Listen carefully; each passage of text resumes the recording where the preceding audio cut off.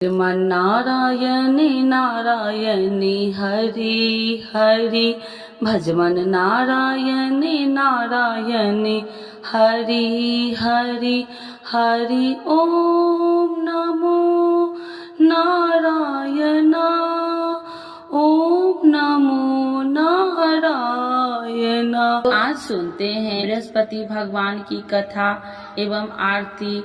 तो एक बार बोलिए प्रेम से बृहस्पति भगवान की जय, लक्ष्मी माता की जय। की प्राचीन समय की बात है।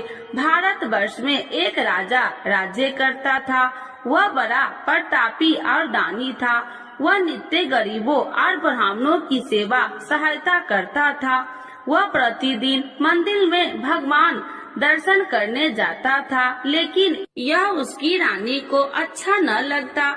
न वह व्रत करती और न ही किसी को एक पैसा दान में देती। राजा को भी ऐसा करने से मना किया करती। एक समय की बात है कि राजा शिकार खेलने वन को चले गए। घर पर रानी और दासी थी। उस समय गुरु बृहस्पति साधु का रूप धारण कर राजा के दरवाजे पर भिक्षा मांगने आए।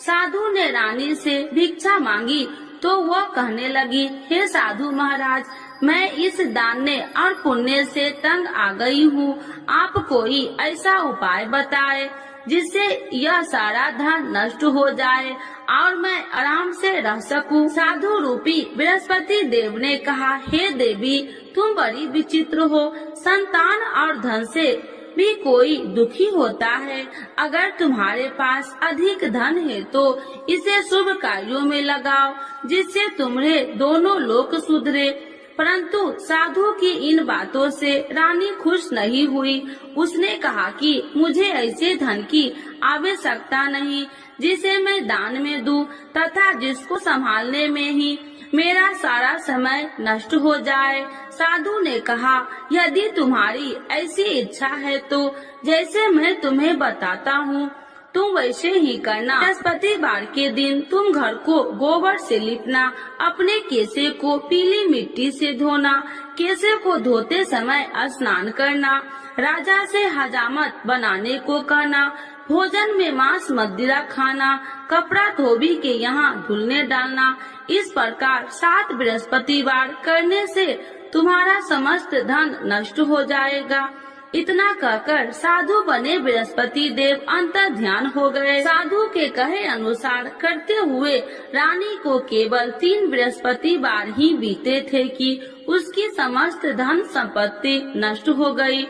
भोजन के लिए परिवार तरसने लगा। एक दिन राजा रानी से बोला, हे रानी, तुम यहीं रहो, मैं दूसरे देश को जाता हूँ, क्योंकि यहाँ पर मुझे सभी जानते हैं, इसीलिए मैं कोई छोटा कार्य नहीं कर सकता। ऐसा कहकर राजा परदेश चला गया। वहाँ वह जंगल से लकड़ियाँ काट कर लाता और शहर में बेचता।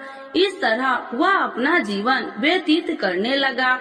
इधर राजा के बिना रानी और दासी दुखी रहने लगी। एक समय जब रानी और दासियों को 7 दिन बिना भोजन के रहना पड़ा तो रानी ने अपनी दासी से कहा, हे दासी, पास ही के नगर में मेरी बहन रहती है। वह बड़ी धनवान है। तू उसके पास जा और कुछ ले आ, ताकि थोड़ा बहुत गुजर बसर हो जाए। दासी रानी की बहन के पास गई। उस दिन बृहस्पतिवार था। रानी की बहन उस समय बृहस्पतिवार की कथा सुन रही थी। दासी ने रानी की बहन को अपनी रानी का संदेश दिया, लेकिन रानी की बहन ने कोई उत्तर नहीं दिया। जब दासी को रानी की बहन से कोई उत्तर नहीं मिला तो वह बहुत दुखी हुई। उसे क्रोध भी आया। दासी ने वापस आकर रानी को सारी बात बता दी। सुनकर रानी ने अपने भाग्य को कोसा। उधर रानी की बहन ने सोचा कि मेरी बहन की दासी आई थी, परंतु मैं उससे नहीं बोली, इससे वह बहुत दुखी हुई होगी। कथा सुनकर और पूजन समाप्त कर वह अपनी बहन के घर गई और कहने लगी, हे बहन, मैं बृहस्पतिवार का व्रत कर रही थी, तुम्हारी दासी गई, परंतु जब तक कथा होती है तब तक न उठते हैं और न ही बोलते हैं। इसीलिए मैं नहीं बोली। कहो दासी क्यों गई थी? रानी बोली, बहन हमारे घर अनाज नहीं था। ऐसा कहते कहते रानी की आंखें भर आई। उसने दासियों समेत भूखा रहने की बात भी अपनी बहन को बता दी। रानी की बहन बोली, बहन देखो बृहस्पति देव भगवान सबकी मनोकामना पूर्ण करते हैं। देखो शायद तुम्हारे घर में अनाज रखा हो। यह सुनकर दासी घर के अंदर गई तो वहाँ उसे एक घड़ा अनाज का भरा मिल गया। उसे बड़ी हैरानी हुई क्योंकि उसे एक बर्तन देख लिया था। उसने बाहर आकर रानी को बताया। दासी रानी से कहने लगी, हे रानी, जब हमको भोजन नहीं मिलता तो हम व्रत ही तो करते थे। इसीलिए क्यों न इनसे व्रत और कथा की विधि पूछ ली जाए। हम भी व्रत किया करेंगे। दासी के कहने पर रानी ने अपनी बहन से बृहस्पतिवार व्रत के बारे में पूछा। उसकी बहन ने बताया, बृहस्पतिवार के व्रत में चने की दाल और मुनक्का से विष्णु भगवान का केले की जड़ में पूजन करे तथा दीपक जलाए, पीला भोजन करे तथा कथा सुने। इससे गुरु भगवान प्रसन्न होते हैं, मनोकामना पूर्ण करते हैं। व्रत और पूजन की विधि बताकर रानी की बहन अपने घर लौट आई। रानी और दासी दोनों में निश्चय किया कि बृहस्पति देव भगवान का पूजन जरूर करेंगे। 7 रोज बाद जब बृहस्पतिवार आया तो उन्होंने व्रत रखा। घुड़सार में जाकर चना और गुड़ बिल लाई तथा उसकी दाल से केले की जड़ तथा विष्णु भगवान का पूजन किया। अब पीला भोजन कहाँ से लाए? दोनों बड़ी दुखी हुई, परंतु उन्होंने व्रत किया था, इसीलिए बृहस्पति देव भगवान प्रसन्न थे। एक साधारण व्यक्ति के रूप में वे दोनों थालों में सुंदर पीला भोजन लेकर आए और दासी को देकर बोली, हे दासी, यह भोजन तुम्हारे लिए और तुम्हारी रानी के लिए है। इसे तुम दोनों ग्रहण करना। दासी भोजन पाकर बहुत प्रसन्न हुई। उसने रानी को सारी बात बताई। उसके बाद से वे प्रत्येक बृहस्पतिवार को गुरु भगवान का व्रत और पूजन करने लगी। बृहस्पति भगवान की कृपा से उनके पास धन हो गया, परंतु रानी फिर पहले की तरह आलस करने लगी। तब दासी बोली, देखो रानी, तुम पहले भी इसी प्रकार आलस करती थी। तुम्हें धन रखने में कष्ट होता था, इस कारण सभी धन नष्ट हो गया। अब गुरु भगवान की कृपा से धन मिला है तो फिर तुम्हें आलस होता है। बड़ी मुसीबतों के बाद हमने ये धन पाया है, इसीलिए हमें दान पुण्य करना चाहिए। अब तुम भूखे मनुष्य को भोजन कराओ, प्याव लगवाओ, ब्राह्मणों को दान दो, कुआं, तालाब, बावड़ी आदि का निर्माण कराओ, मंदिर, पाठशाला बनाकर ज्ञान दो, कुमारी कन्याओं का विवाह करवाओ, अर्थात धन को शुभ कार्यों में खर्च करो, जिससे तुम्हारे कुल का यश बढ़ेगा तथा स्वर्ग की प्राप्ति हो और पितृ प्रसन्न हो। दासी की बात मानकर रानी शुभ कर्म में करने लगी। उसका यश फैलने लगा। एक दिन रानी और दासी आपस में विचार करने लगी कि जाने राजा किस दशा में होंगे, उनकी कोई खोज खबर भी नहीं है। उन्होंने श्रद्धा पूर्वक गुरु बृहस्पतिवार भगवान से प्रार्थना की, राजा जहाँ कहीं भी हो शीघ्र वापस आ जाए। उधर राजा परदेश में बहुत दुखी रहने लगा। वह प्रतिदिन जंगल से लकड़ियाँ बीन कर लाता और उसे शहर में बेचकर अपने दुखी जीवन को बड़ी कठिनता से व्यतीत करता। एक दिन दुखी हो अपनी पुरानी बातों को याद करके वह रोने लगा और उदास हो गया। उसी समय राजा के पास बृहस्पति देव साधु के भेष में आकर बोले, हे लकड़हारे, तुम इस सुनसान जंगल में किस चिंता में बैठे हो, मुझे बतलाओ। यह सुन राजा के नेत्रों में जल भर गया और साधु की वंदना कर राजा ने अपनी संपूर्ण कहानी सुना दी। महात्मा दयालु होते हैं। वे राजा से बोले, हे राजा, तुम्हारी पत्नी ने बृहस्पति देव के प्रति अपराध किया था, जिसके कारण तुम्हारी यह दशा हुई। अब तुम चिंता मत करो, भगवान तुम्हें पहले से अधिक धन देंगे। देखो तुम्हारी पत्नी ने बृहस्पतिवार का व्रत प्रारंभ कर दिया है। अब तुम भी बृहस्पतिवार का व्रत करके चने की दाल व गुड़ जल के लोटे में डालकर केले का पूजन करो। फिर कथा कहो या सुनो, भगवान तुम्हारी सब मनोकामनाओं को पूर्ण करेंगे। साधु की बात सुनकर राजा बोले, हे प्रभु, लकड़ी बेचकर तो इतना पैसा भई नहीं बचता जिससे भोजन के उपरांत कुछ बचा सकूं। मैंने रात्रि में अपनी रानी को व्याकुल देखा है। मेरे पास कोई साधन नहीं जिससे उसका समाचार जान सकूं। फिर मैं कौन सी कहानी कहूँ, यह भी मुझको मालूम नहीं। साधु ने कहा, हे राजा, मन में बृहस्पति भगवान के पूजन व्रत का निश्चय करो। वे स्वयं तुम्हारे लिए कोई राह बना देंगे। बृहस्पतिवार के दिन तुम रोजाना की तरह लकड़ियाँ लेकर शहर में जाना। तुम्हें रोज से 2 गुना धन मिलेगा, जिससे तुम भली भांति भोजन कर लोगे तथा बृहस्पति देव की पूजा का सामान भी आ जाएगा। धीरे धीरे समय व्यतीत होने पर फिर बृहस्पतिवार का दिन आया। राजा जंगल से लकड़ियाँ काटकर शहर में बेचने लगा। उसे उस दिन और 2 दिनों से अधिक धन मिला। राजा ने चना गुड़ आदि लाकर बृहस्पतिवार का व्रत किया। उस दिन से उसके सभी कलेश दूर हुए। परंतु जब अगले गुरुवार का दिन आया तो वह बृहस्पतिवार का व्रत करना भूल गया। इस कारण बृहस्पति भगवान नाराज हो गए। उस दिन उस नगर के राजा ने विशाल यज्ञ का आयोजन किया था तथा अपने समस्त राज्यों में घोषणा करवा दी कि सभी मेरे यहाँ भोजन करने आवे। किसी के घर चूल्हा न जले। इस आज्ञा को जो न मानेगा उसको फांसी दे दी जाएगी। राजा की आज्ञा अनुसार राज्य के सभी वासी राजा के भोजन में सम्मिलित हुए, लेकिन लकड़हारा कुछ देर से पहुंचा, इसीलिए राजा को उसको अपने साथ महल में ले गए। जब राजा लकड़हारे को भोजन करा रहे थे तो रानी की दृष्टि उस खूंटी पर पड़ी जिस पर उसका हार लटका हुआ था। उसे हार खूंटी पर लटका दिखाई नहीं दिया। रानी को निश्चय हो गया कि मेरा हार इस लकड़हारे ने चुरा लिया है। उसी समय सैनिक बुलाकर उसको जेल में डलवा दिया। लकड़हारा जेल में विचार करने लगा कि जाने कौन से पूर्व जन्म के कर्म से मुझे यह दुख प्राप्त हुआ है, और जंगल में मिले साधु को याद करने लगा। तत्काल बृहस्पति देव साधु के रूप में प्रकट हो गए और कहने लगे, अरे मूर्ख, तूने बृहस्पति देवता की कथा नहीं की, इसी कारण तुझे यह दुख प्राप्त हुआ है। अब चिंता मत कर। बृहस्पतिवार के दिन जेल खाने के दरवाजे पर तुझे 4 पैसे पड़े मिलेंगे।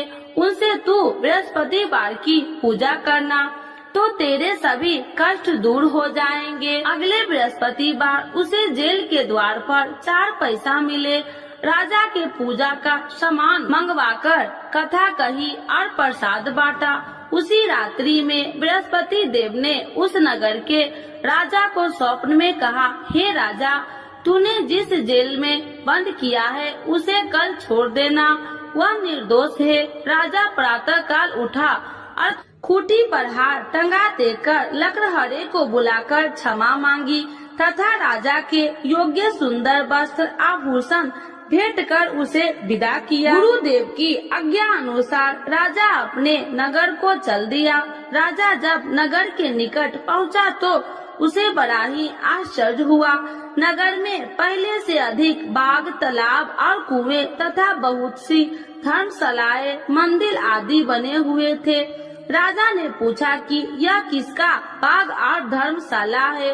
तब नगर के सब लोग कहने लगे कि यह सब रानी और दासी द्वारा बनवाए गए हैं। राजा को आश्चर्य हुआ और गुस्सा भी आया कि उसकी अनुपस्थिति में रानी के पास धन कहां से आया होगा। जब रानी ने यह खबर सुनी कि राजा आ रहे हैं तो उसने अपनी दासी से कहा, हे दासी, देख राजा हमको कितनी बुरी हालत में छोड़ के गए थे, वह हमारी ऐसी हालत देखकर लौट न जाए, इसीलिए तू दरवाजे पर खड़ी हो जा।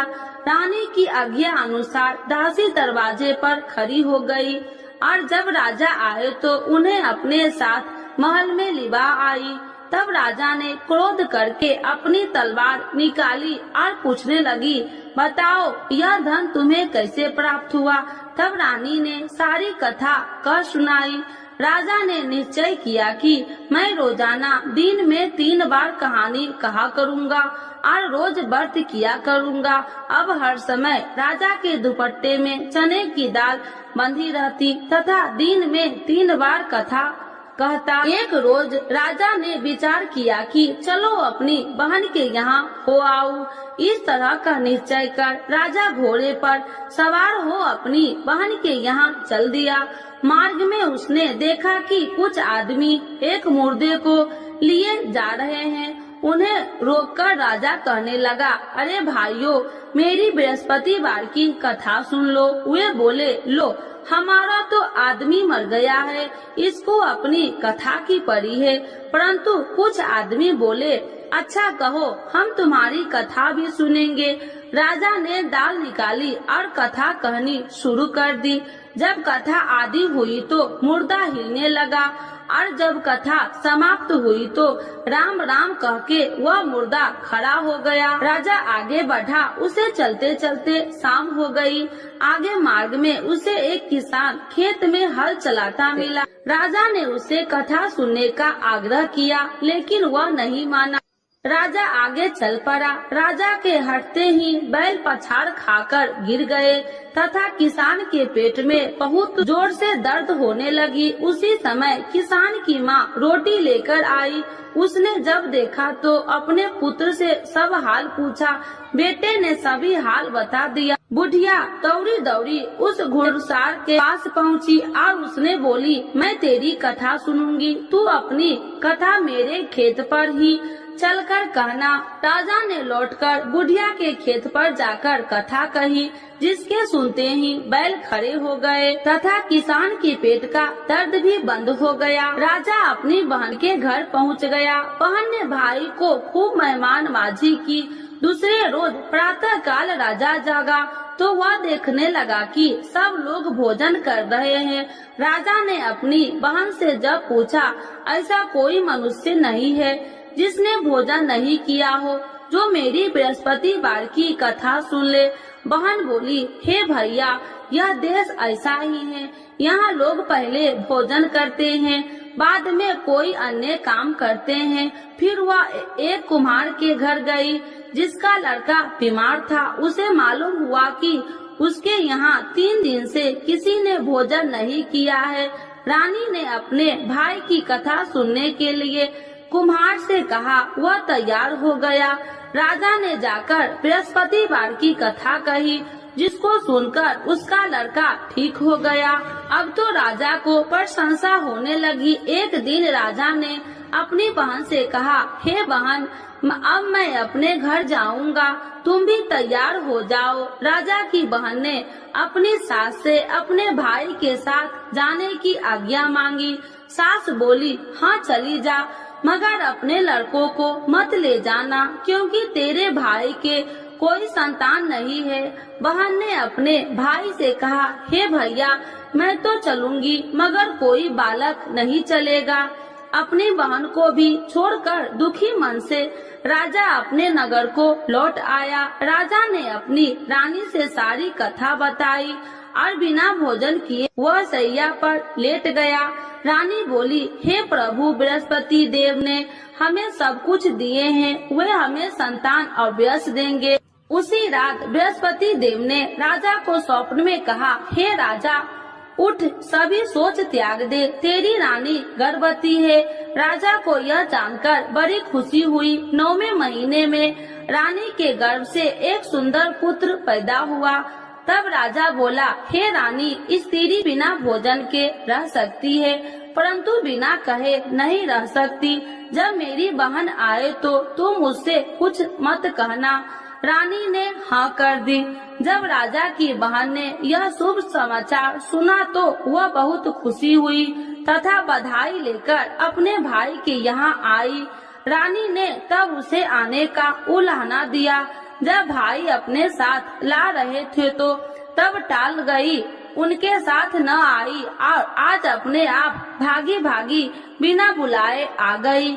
तो राजा की बहन बोली, भाई मैं इस प्रकार न कहती तो तुम्हारे घर औलाद कैसे होती। बृहस्पति देव सभी मनोकामनाएं पूर्ण करते हैं। जो श्रद्धा भाव पूर्वक बृहस्पति वार का व्रत करता है एवं कथा पढ़ता है अथवा सुनता है और दूसरों को सुनाता है, बृहस्पति देव उसकी सभी मनोकामनाएं पूर्ण करते हैं, उनकी सदैव रक्षा करते हैं। जो संसार में सद्भावना से गुरुदेव का पूजन एवं व्रत सच्चे हृदय से करते हैं, उनकी सभी मनोकामनाएं वैसे ही पूर्ण होती है जैसे सच्ची भावना से रानी और राजा ने बृहस्पति देव की कथा का गुणगान किया तो उनकी सभी इच्छाएं बृहस्पति देव जी ने पूर्ण की। अनजाने में भी बृहस्पति देव की उपेक्षा न करे, ऐसा करने से सुख शांति नष्ट हो जाती है। इसीलिए सबको कथा सुनने के बाद प्रसाद लेकर जाना चाहिए। हृदय से उनका नमन करते हुए जयकारा बोलना चाहिए। तो एक बार बोलिए प्रेम से बृहस्पति भगवान की जय, विष्णु भगवान की जय, लक्ष्मी माता की जय। आरती श्री बृहस्पति देव की। ओम जय बृहस्पति देवा, स्वामी जय बृहस्पति देवा, छीने छीने भोग लगाऊं, छीने छीने भोग लगाऊं, कदली फल में बा। ओम जय बृहस्पति देवा, तुम्हें पूरन परमात्मा, तुम्हें अंतर्यामी, स्वामी तुम्हें अंतर्यामी, जगत पिता जगदीश्वर, जगत पिता जगदीश्वर, तुम्हें सबके स्वामी। ओम जय बृहस्पति देवा, चरणामृत निज निर्मल, सब पातक हरिता, स्वामी सब पातक हरिता, सकल मनोरथ दायकी, सकल मनोरथ दायकी, कृपा करो भरता।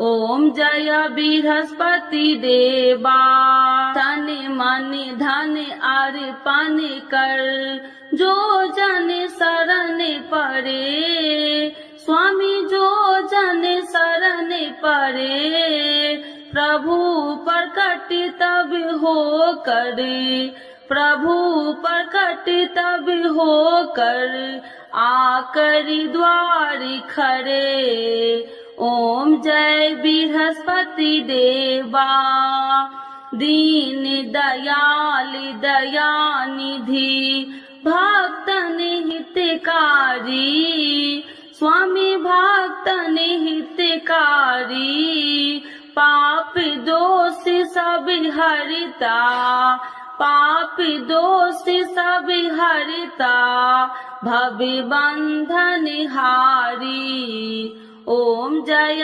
बृहस्पति देवा, सकल मनोरथ दायकी, सब संशय तारो, स्वामी सब संशय तारो, विषय विकार मिटाओ, विषय विकार मिटाओ, संतन सुखकारी। ओम जय बृहस्पति देवा, जो कोई आरती तेरी प्रेम सहित गावे, स्वामी प्रेम सहित गावे, ज्येष्ठानंद बंद सो, ज्येष्ठानंद बंद सो, सो निश्चय पावे। ओम जय बृहस्पति देवा, स्वामी जय बृहस्पति देवा। बृहस्पति भगवान की जय, विष्णु भगवान की जय, लक्ष्मी माता की जय।